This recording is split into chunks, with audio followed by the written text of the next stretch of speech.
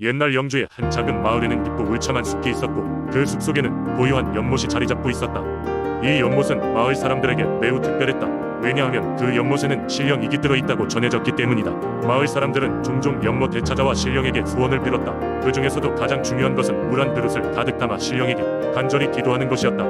이 의식은 정화수라고 불리며 신성한 물을 사용함으로써 신령의 가호를 받는다고 믿어졌다. 정화수를 올리기 위해서는 반드시 해가 뜨기 전 새벽에 연못을 찾아야 했다. 이른 아침이 되면 차가운 이슬이 아직 마르지 않은 불밭을 지나 신비스러운 안개가 낀 연못가에 도착했다. 마을 대부분의 사람들은 정화수를 올리기 전 금식을 하고 마음을 정갈하게 가져야만 했다. 연못가 옆에는 오랜 세월의 흔적을 보여주는 큰 바위가 하나 있었다. 사람들은 그 바위 위에 물을 올려놓고 신령에게 혼신의 기도를 드렸다. 이 바위는 신성한 제단으로 불렸으며 마을에 큰 축제나 의식이 있을 때면 늘 이곳에서 진행되었다. 어느 날 마을에는 기근이 찾아왔다. 비는 오지 않고 들판은 황폐해지며 마을 사람들의 고통은 커져갔다.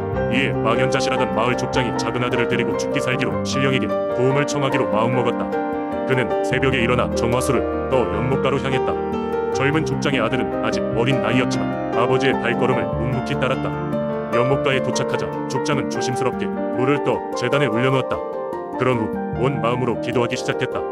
신령님, 제발 저희 마을을 구해주십시오. 우리 아이들이 더 이상 굶주리지 않게 농작물이 잘 자라게 해주십시오. 아버지의 간절한 기도를 보며 함께 눈물을 흘리던 아들은 아래로 고개를 숙이다가 연못 위에 떠오르는 무언가를 발견했다. 그건 수면 위로 올라오는 커다란 비늘 같았다. 놀람과 함께 아들은 조용히 붙인 옷자락을 잡아당겼다. 긴장감 속에서 물속에서 모습 드러낸 것은 바로 연못의 신령이었다. 사람의 형상을 하고 있는 신령은 도도한 표정으로 족장을 바라보며 말했다. 너희의 진심 어린 기도를 들었다. 내가 비를 내려두겠다. 하지만 그 대신 이 연못과 숲을 존중하고 보호하라. 족장은 감격하여 신령에게 감사를 표했다. 그날 이후 하늘엔 먹구름이 몰려오고 흠뻑 비가 내리기 시작했다. 마을은 점차 활기를 되찾아갔고 주민들은 정화수와 신령께 대한 믿음을 더욱 굳혔다. 그리하여 신령의 연못은 마을의 보물로 여겨졌고 정화수를 올리는 전통은 다음 세대에도 계속 이어졌다. 마을 사람들은 매년 잊지 않고 정화수를 올렸으며 그때마다 그들의 마음속에는 신령과의 소중한 약속이 새겨져 있었다. 이로 인해 마을은 늘 평화롭고 풍요로운 시간이 지속되었다. 두 번째 이야기, 옛날 옛적 대한민국의 충청남도에 속한 작은 도시 홍성에는 특별한 민속신앙과 공동체의식 비들이 내린 마을이 있었습니다. 그곳에서는 둘레라는 공동작업 풍습을 통해 마을 사람들이 자연과 조화를 이루며 살아가는 이야기가 전해집니다. 둘레는 농사와 공동체 생활의 중심에 있었죠. 마을 사람들은 농번기에 서로 힘을 보태어 일을 나누어 했습니다. 이를 통해 큰 일을 효율적으로 마칠 수 있었을 뿐만 아니라 자연스럽게 연대감을 키울 수 있었죠. 특히 둘레의 계절이 돌아오면 마을 어귀에 있는 커다란 잎티 나무 아래에서는 장구 소리가 울려 퍼지고 사람들은 새벽부터 모여들었습니다. 그들은 자주 입는 둘레 옷을 단정하게 차려입고 잡곡밥과 김치를 싸들고 왔습니다. 아낙네들은 아이들을 등에 업고 노인들은 쟁기를 들고 젊은이들은 날씨만큼이나 밝고 활기찬 얼굴로 둘레에 참여했습니다. 그리고 이 느티나무에는 신비로운 전설이 있었습니다. 바로 둘레 신령이 서식한다는 것이죠. 마을 어른들은 이 신령이 마을을 돌고 와 풍년을 가져다 준다고 믿었습니다. 그래서 둘레를 시작하기 전 어른들은 아이들에게 조심스럽게 신령이 이야기를 들려주곤 했습니다. 그 신령은 느티나무를 타고 하늘에서 내려왔고 마음이 따뜻한 사람들에게 기쁨과 풍요를 선사한다고 전해졌습니다. 아이들은 둘레 신령의 이야기에 넋이나가 듣고 있었고 어른들은 신령에 대한 경외심을 항상 가슴에 품고 있었어요. 둘레가 끝나는 날엔 어김없이 느티나무 아래에서 작고 소박한 잔치가 열렸습니다. 마을 사람들은 한데 모여 둘러앉아 당일의 노고를 풀고 서로의 안부를 묻고 같이 미래의 풍년을 기원했습니다.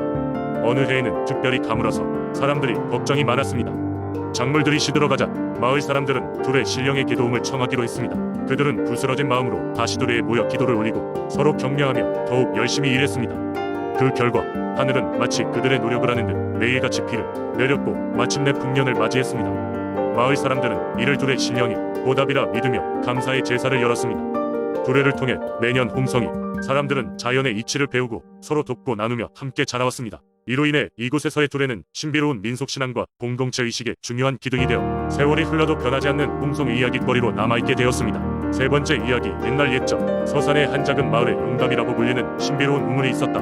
이 우물은 마을 외곽에 위치해 있었는데 그 물이 너무도 맑고 차가워 과거부터 마을 사람들에게 소중한 자원이었다고 한다. 마을 사람들은 이 우물을 신성시하고 그곳에 함부로 접근하지 않기로 약속하였다.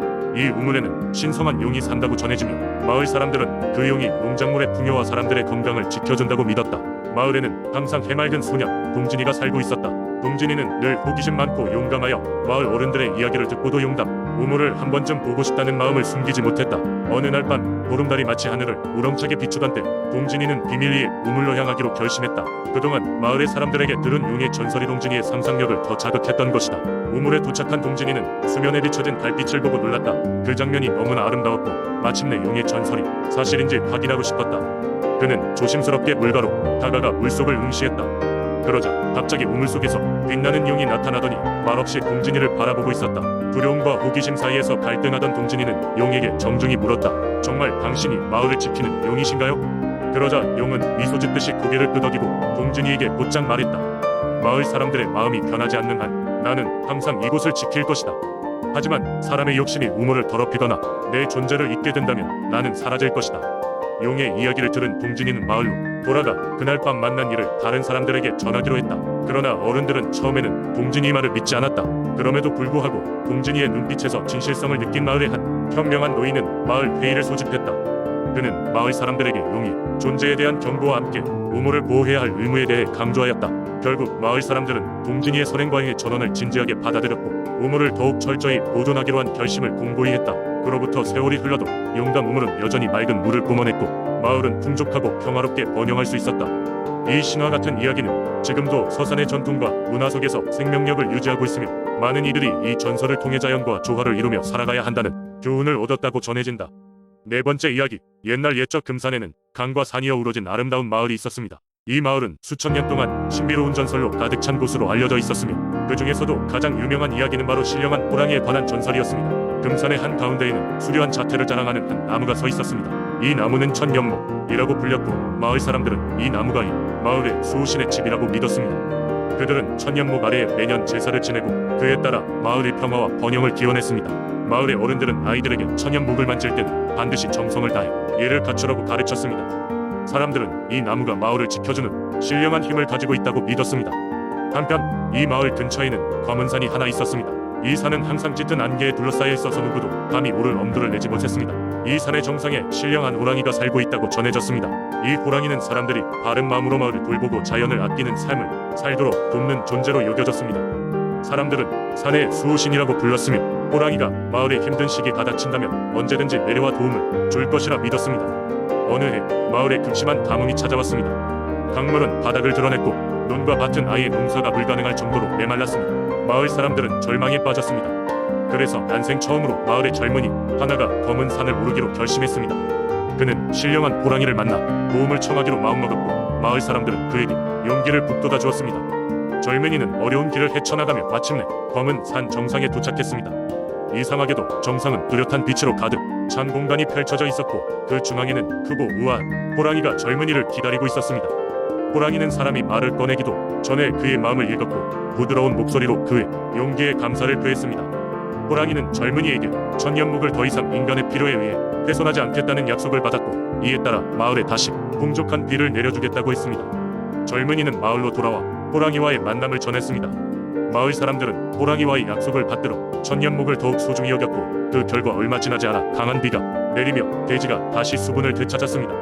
그 이후로 마을은 다시 번영의 시기를 맞이하게 되었고 사람들은 더욱 자연과 조화를 이루며 사는 삶의 중요성을 깨달았습니다.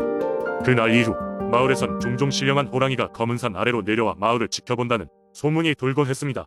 이 이야기는 금산 마을이 자연을 존중하고 조화롭게 삶을 영위하려는 사람들을 두고두고 기억하며 전승되어 온 전설로 금산의 옛 이야기를 사랑하는 모든 이들이 꼭 한 번쯤은 들어보았던 이야기입니다. 천년이 넘도록 이곳 사람들의 삶을 지켜본 천년목과 산의 수호신 호랑이에 대한 이야기는 이후에도 계속 후대에 전해질 것입니다.